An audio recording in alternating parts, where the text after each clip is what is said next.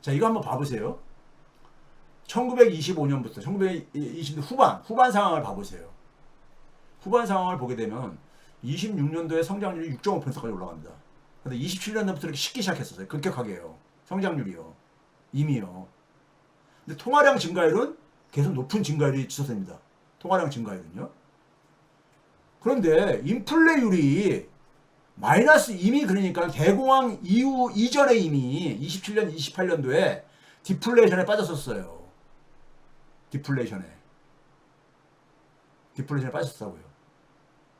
그러니까 디플레이션에 빠진다는 얘기는 결국은 뭡니까요? 통화량을 급격하게 축소시킬 수가 없지요. 27년, 28년도에 통화량을 여전히 그래도 우리가 한 4% 안팎으로 높은 증가율을 유지했던 이유는 인플레로 이렇게 디플레이션이 진행됐으니까. 네? 이렇게 간 거예요. 그러다가 이제 28년도에 주가가 폭등하고 29년도에도 막 폭등하고 앉았으니까 뒤늦게 통화량 증가를 쭉 내린 거예요. 1.8%까지요. 네? 근데 문제는 뭐냐면은 디플레이션이 대공황의 핵심은 디플레이션이거든요. 디플레이션이 대공황 직전에 이미 발생했다는 얘기예요. 대공황 직전에 27년, 28년도에 이미 디플레이션 국면에 진입했었다는 얘기입니다. 29년도에도 0%였었으니까는. 네? 디플레이션이에요. 그러니까 대공황이 발생하고 나서 디플레이션이 진행된 걸로 많은 사람들이 알고 있지만 아닙니다. 그 이전부터 이미 디플레이션이 발생했었어. 디플레이션은 뭡니까요? 통화적인 요인도 있지만은 저는 그러니까 금이 그러니까는 제대로 그러니까 이게 뒷받침이 안 되어지면서 금 생산은 막 공장에서 찍어내는 게 아니잖아요. 예? 다 경제가 그러니까 팽창하는데 이 금이 뒷받침되면은 금 가격이 안 오를 수가 있지요. 금 가격이 안 오른다는 얘기는 물가가 그러니까 이렇게 떨어질 가능성이 줄어드는 거잖아요. 그런데 그런 통화 시스템도 있지만 또 하나는 뭡니까? 디플레이션이 일어난다는 얘기는요. 이게 여기에서 소위 말해서 비주류 경제야. 소위 막시스트라든가 이런 쪽에서는 디플레이션은 건 뭐냐? 생산이 소비보다 많아서 생기는 문제 아니냐? 즉 과잉 생산의 문제를 보는 겁니다. 과잉 생산. 네? 과잉 생산. 즉 소비 부족이요. 소비 부족. 그리고 그 소비 부족의 근본적인 원인은 뭐냐? 대공황이 항상 원인을 얘기할 때 우리가 빼놓을 수, 경제 위기에서 원인을 빼놓지 못하는 게 뭡니까요? 불평등이죠. 불평등. 자, 이거 봐보세요. 대공황 직전에, 여기 봐보세요. 26년도, 27년, 28년, 29년도에 디플레이션이 진행됐잖아요. 이 녹색으로 표시한 게. 빨간색으로 박스한 게 대공황 때의 디플레이션이라면 대공황 이전에 이미 디플레이션에 빠졌었잖아요. 마이너스 행진하잖아요. 마이너스. 네? 마이너스 행진을 했잖아요. 한 3년 가깝게. 그렇죠? 적어도 2년 넘게 그렇게 됐잖아요. 디플레이션이. 자, 그러면 불평등. 당시에 그러니까 대공황의 원인을 불평등으로 많은 학자들은 공통적으로 얘기를 합니다. 이게 빨간색으로 박스한 게 20년대 상위 1%가 그러니까 세전 소득의 비중입니다. 비중이 한 17%가 좀 안 됐었는데 한 11.5%에서 한 24%까지 쫙 올라가집니다.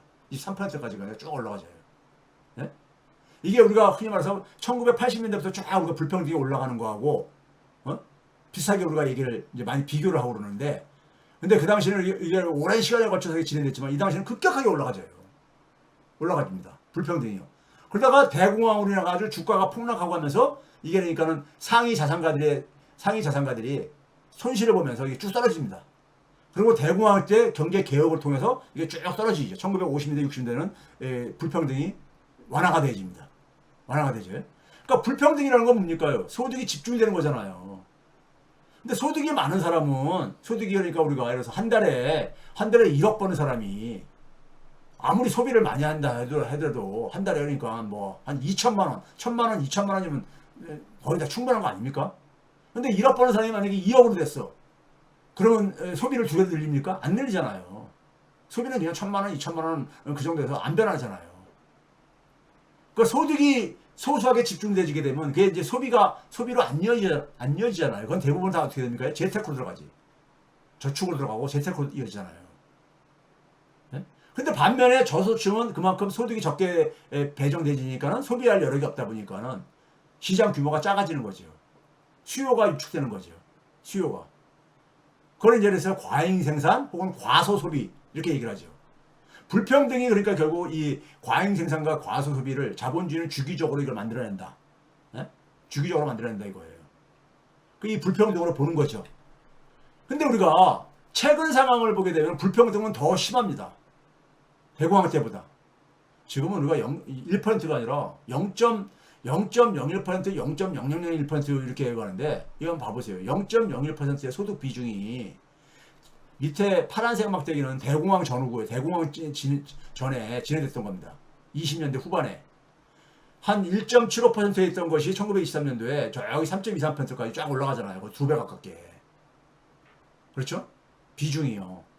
그런데 오늘날은 어떠냐? 2016년도에 4.19%였던 것이 최근에는 지금 작년에는 4.79%까지 이렇게 올라갔어요. 그러니까 훨씬 더 소득의 집중이 오늘날이 더 심하잖아요. 빨간색이 오늘날이고 파란색이 그러니까 대공황 때 직전의 상황이에요. 더 불평등이 심해. 지금이요. 그런데도 불구하고 그러면 지금도 그러니까는 이 불황이 이 불평등이 경제 위기로 이어질 것이냐 하는 것에 대해서는 논란이 있는 거죠. 그 있는 이유는 자 이거 봐보세요. 20년대 후반에 여기 봐보세요. 20년대 후반에 보게 되면 이 이제 회색 기둥 막대기가 경기가 약간 둔화가 됐어 침체가 됐었던 그 시기입니다. 앞에 20년부터 21년도는 그러니까 1차 세계대전의 후유증으로 잠깐 침체가 왔었고 23년, 24년 전후에 잠깐 또 오게 되고 이렇게 오는데 하여간 20년 후반부터 쫙 올라가잖아요. 산업 생산이요. 급증하잖아요. 생산이 급증합니다. 하다가 대공황 때 쫙 떨어지잖아요. 20년 후반에. 그렇죠? 이거를 이제 그러니까 여러분들이 좀 이게 여러 가지가 섞여 있어가지고 하는데 제일 위에 있는 추세가 주택가격입니다. 20년대. 주택가격은 20년대 후반부터 이미 꺾이기 시작합니다. 네? 꺾이기 시작해요. 상승률이요.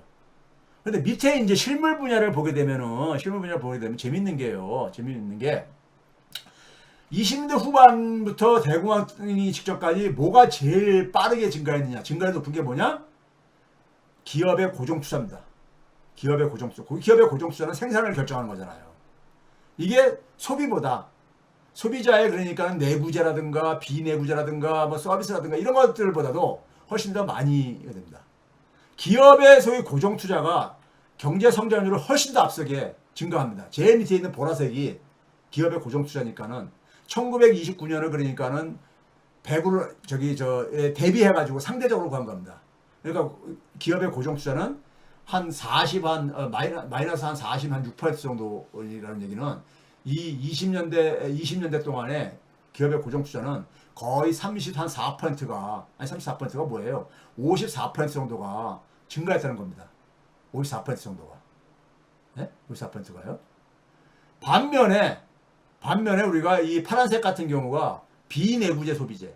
그러니까 우리가 일반적으로 그러니까 소비에서 없애는 먹고 마시고 뭐 이런 것들이요. 이런 것들은 기업 올라간 게 한 20% 정도 올라갔다 이거예요. 소비보다 그러니까 투자가 훨씬 더 그러니까 몇 배 더 그러니까 더 많이 증가한 거잖아요. 20년대. 이게 이제 과잉 생산을 만들어냈던 하나의 통계적인 기준입니다. 근데 오늘날은 어떠냐? 팬데믹 전후에 보게 되면요. 소위 말해서 민간의 고정 투자가 이게 잠깐 섞여 있어가지고 그러는데 색깔이 청색입니다. 청색이요. 하늘색 말고. 하늘색은 그러니까 우리가 그러니까 우리가 소비성 그러니까 이런 지출인데 거의 그러니까 뭐 비슷하지 않아요? 저기 소위 말해서 그러니까는 그 주택 가격은 물론이고 그다음에 또 이제 또 하나가 뭡니까? 내구재 소비보다도 훨씬 더 투자의 증가율이 낮잖아요. 그러니까 팬데믹 전후에 증가율을 보게 되면은 주택 가격 상승이 제일 높고 내구재고 그다음에 내구재 자동차라든가 네? 뭐 주택에 필요로 하는 뭐 이런 것들이라든가 그다음에 비내구재 일반 우리가 소비재 같은 경우들이죠. 그다음에 고정 투자 있는 겁니다.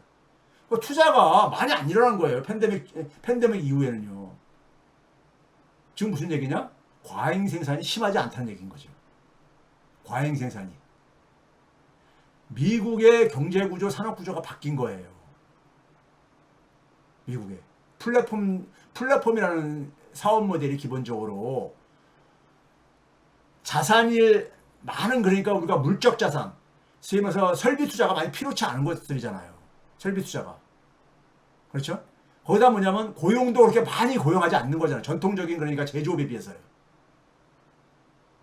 그러니까 소위 말해 산업 생산 측면을만 봐가지고는 이 불평등이 그러니까 제대로 해석이 안 된다는 얘기입니다.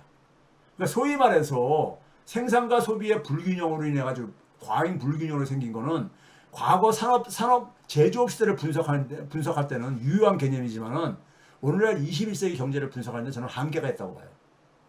한계가 있다고 봅니다. 자, 그래서 한번 봐보세요. 생산과 소비의 변화율을 봐보세요. 민간 고정 투자가 팬데믹 이전에 비해서요, 올해 상반기까지 어느 정도가 증가했느냐? 한 14%가 증가했다는 얘기예요. 이게 그러니까는 현재를 0으로 놨을 때 팬데믹 이전을 얼마였느냐? 마이너스 14.1%라는 얘기니까 14.1%가 증가했다는 얘기예요. 팬데믹 이후에 민간의 고정 투자가, 이게 설비 투자 대비 관련되는 거잖아요. 그런데 내구재 같은 경우는 내구재에 대한 소비 지출은 거의 29% 증가했어요. 비내구재도 한 15% 증가했고. 네? 그래서 개인의 소비 지출 전체 평균으로 봤을 때 한 12%가 증가했어요.